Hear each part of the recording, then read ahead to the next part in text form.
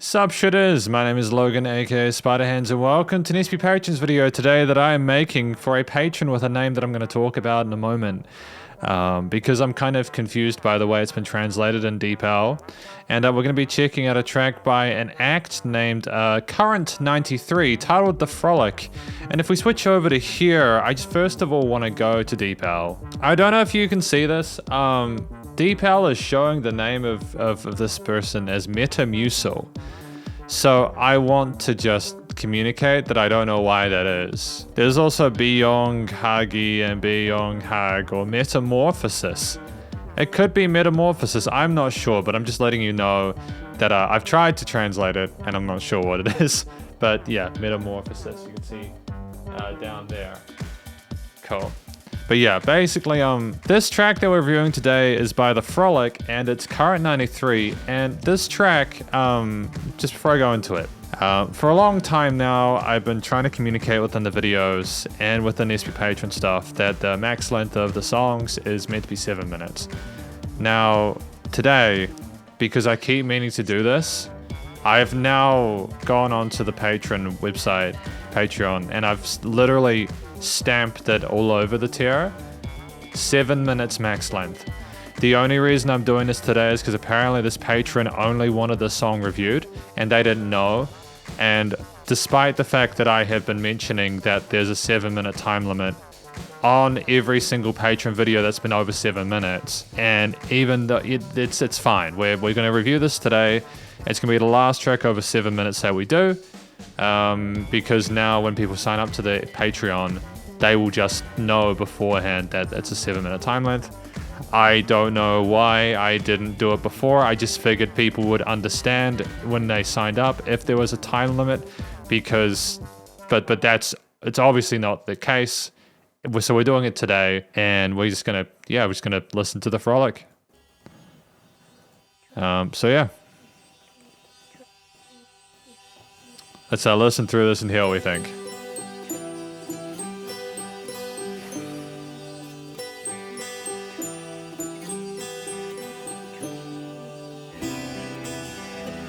I take your hand. We walk towards where the roses once grew. I mean, the guitars are nice. And dream of how it once was. The rubbish strewn The guitars are nice with their harmonies and little chimey bits. ripe rising smell of gutters and rain. The children abandoned. Mother recalls child in pool. What is that lies? Dead child, dead. I have such nightmares, and you're all in all of them. It's worse than you or I can ever know.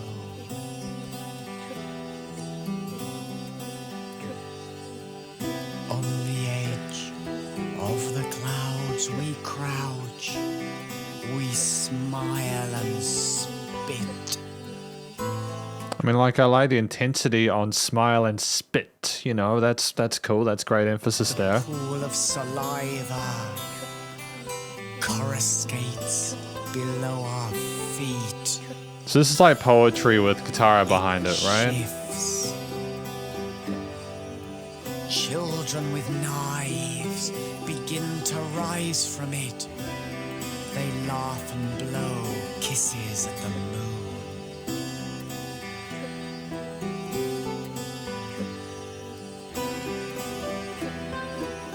I mean, like, the theme is basically the atmosphere behind the story, isn't it?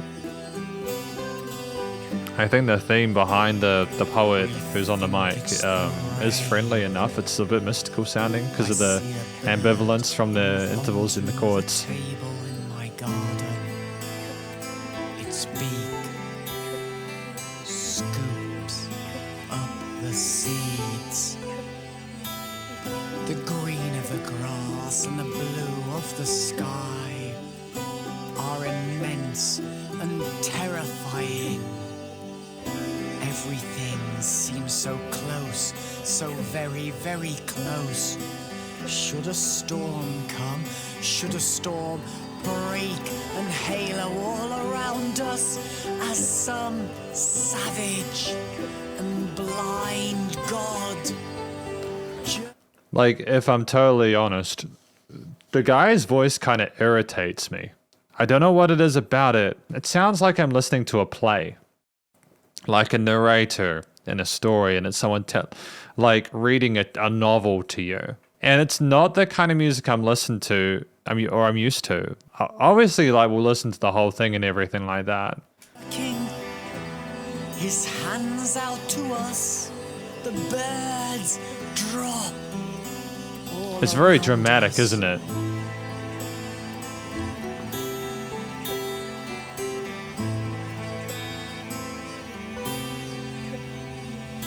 I walk into the altar room. All the Buddhas are smashed there. Avalokiteshvara's 100 faces are shattered. I have done this. I walked to the makeshift red brick altar 100 years ago. There is a small brass image there. I have built this. The red and black ants mill around unknown journeys. I just feel like I'm tripping out because I'm hearing all these voices around me. I take my Is that the children with the bows and everything like that? They're smiling. and torch them.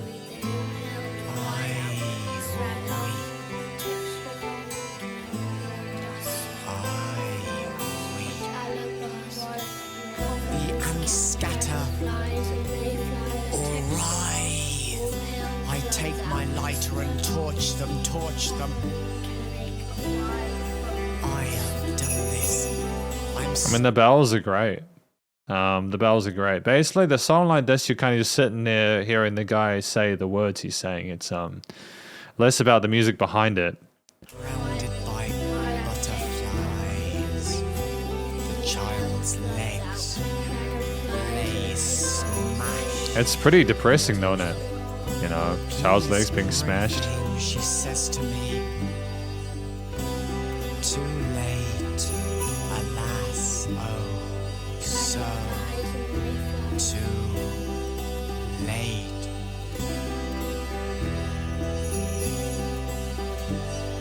Dragonflies and mayflies.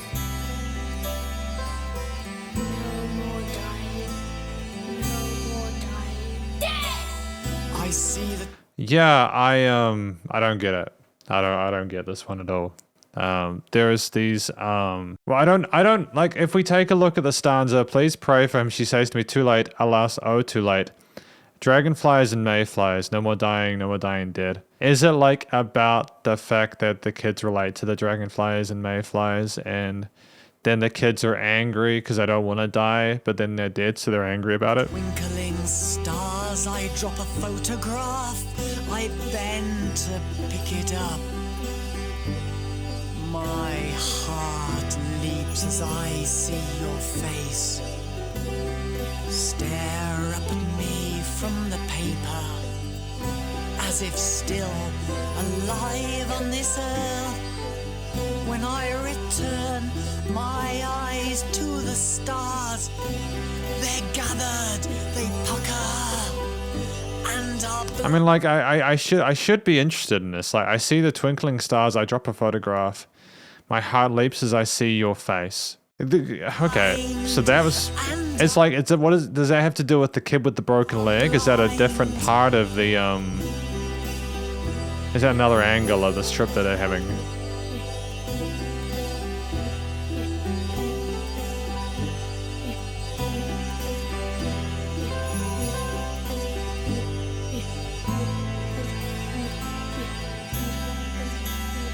Is that here?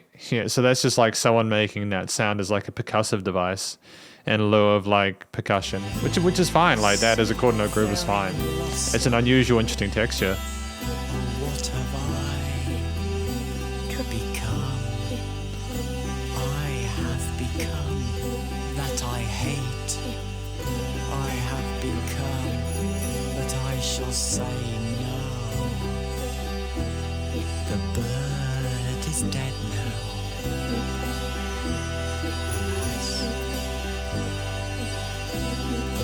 whispers to me and says, There's like a wow, wow, wow sound in mid-range, and I like the guitar theme and how that's playing. That melody is soothing. It's sort of becoming a little bit ethereal and kind of mystical with that tone, but I'm hoping that that oscillation just kind of tones down a little bit.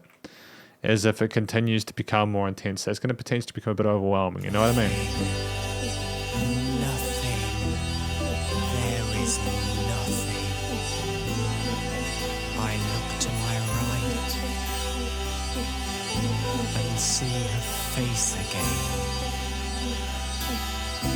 And again, the world disappears.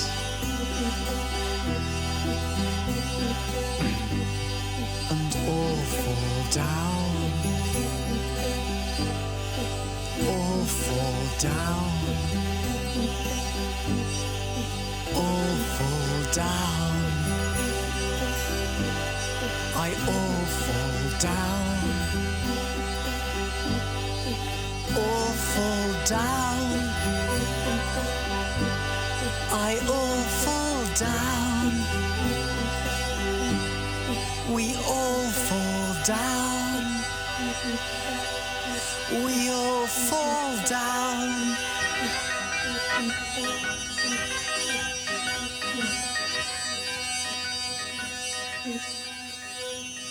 What shadows we are.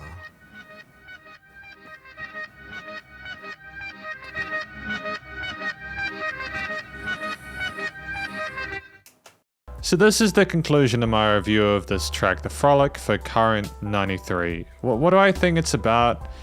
I think it's about the vocalist wanting to tell a story, a tale, you know. They wanted to, you know, tell a story. And it's about the spitting from the clouds and the children gazing up at the moon with bows and arrows, and children with broken legs and dragonflies, and looking at photographs and the stars puckering, and then like we all fall down as the world disappears. All shadows we are, and I'm not sure what this is about. Maybe this is just like over my head and out of my kind of like, this is too big a concept to me. Maybe this is a part of the album as a whole. Or maybe, you know, the information I got, I'd need to like read it over and kind of contemplate it and meditate on it and kind of try and figure out some way. Because the thing is, with this track, I'm having to join the dots in ways which aren't immediately apparent. This clearly isn't a song for people who are wanting a casual listen, especially at 8 minutes, which again, to iterate, you know, I don't usually do songs of this length. You know, 8-minute tracks, the ones that I think of in those sorts of situations are like ones like Ghost to Perdition by Opeth, which have 5 different sections, and they've got like acoustic parts with heavy metal parts and everything like that. Lots of different vocal tonalities. You got tracks like Master of Puppets by Metallica, which is another 8-minute track. And they've got like a wonderful sort of start, which is nice and heavy and quick. It's about taking like, it's about drugs and taking them. And then the intro section, which is the second third of the track there, is about the high that you get from that and how beautiful it is. And then the last part is a realization of what you've done, that you've fallen for that again. And you're dealing with the laughing of the people kind of like, kind of giggling at your misfortune and all the voices in your head. With this track, we had 5 different stanzas, and I'm not sure if they were intertwined or not. Maybe I just feel, what I'm trying to communicate is that the lyrics in the song make me feel dumb because I don't know what they mean. So that's the experience I've had today. I didn't enjoy the story that was being spoken about. I don't like the idea of like the spitting on the clouds, coruscates and everything like that. I didn't like it. It wasn't bad. It's just purely subjective. It's clearly really, really clever poetic stuff, and I'm proud of them for being able to write poetry like this. But I don't think that the music gave us enough clues to be able to figure that out. It was like the theme behind it was relatively neutral, and like a bit mystical, a bit outwardly, and that was a given with what we were talking about, but didn't really add more to that. The guy's vocals, I didn't like him it sounded like he was trying to talk and then realized he needed to sing. And then what he did was he tried to sing in tune to the track occasionally, but otherwise it was just like beat poetry or like freeform speech over it. And it's totally dope if you're into that. You know, am I into that? Is the guy singing? He's mostly talking. There's bits of vocals in it where he's singing, and those are okay. And I can't really say that his vocals are not good because I don't like the tone of his voice, because I don't even like the tone of my voice when I sing. It's like we were trying to go for the theatrical dramatic thing, and it was just that way for 8 minutes. There were no parts where the music came down and things stopped for a moment. It was just the same theme for 8 minutes. And the problem with that is, if you have the vocals continuing to slowly crescendo over that time, you don't give relief to the listener. Everything sounds the same. If we'd had different musical motifs for each of the stanzas, you know, literally changing the chord progressions and the motifs, I think that would have been personally more powerful. But the problem is I'm trying to connect the stanzas of the track, the different verse sections, in a through composed piece, but they seem different. Is it a progression? Is the frolic simply the feeling of running through the fields and having the 5 different thoughts come your way? Because if that's the case, that's the best I can do. We all fall down. Is this just about nihilism? Is it just looking at all these things and observing them and like nothing means anything? I'm not like, I'm literally confused by this. If I remove the vocalist, and if I remove not understanding the story, the track itself, the theme with the guitars was great. I like the little chimey kind of harked or plucked parts. Some of the bell parts where they had the shakers and etc. was great, you know. I didn't like that wee kind of mid-range kind of oscillation that occurred near the end at all. I didn't like the tone of it. I don't know how it supported or made it better. It was like the song was trying to put you into a trance, but because I was trying to review it, it was irritating because I was getting distracted by the constant warbling that was going on in that mid to high range. And the problem with that is that that's similar to the pitch that the vocalist was in. So I could not ignore the wow, the oscillation with 1, 2, 3, 4 that was going the entirety of the way. If things, the thing that was most musically interesting about this track was at the end, when it just stopped. And then things were like, oh, it's quiet now. And the guy slowed down his vocal take. And it was interesting because it was like stretched out. And then you had the big kind of build there where things just got loud and kind of like, if we listen to that part again, just before we continue, you know, that's fine. Yeah, like, I like the dun, that frolic part, the bouncing around, the jumping, etc. You know, like, I get that because that's like marching through the field and having a great time. But it's twisted and demented, as if we're trying to say that everything that is innocent is completely a scam. Like, it's perverted. That's when you modulate that kind of music like that, it sounds like it's perverted. It doesn't sound nice. It doesn't sound gentle. And the problem is that if you have that perversion in that final frolic theme, it then reduces the tonal and emotional response that I get from the main part of the riff, from the main part of the track, where it was like really gentle, like kind sounding guitar parts. I don't know how to put the vocals with that, and then how to sort of like, what am I supposed to think at the end after that? What was the point? I think the songs made me angry. And it's very rare that a song makes me upset. The lyrics made me feel dumb.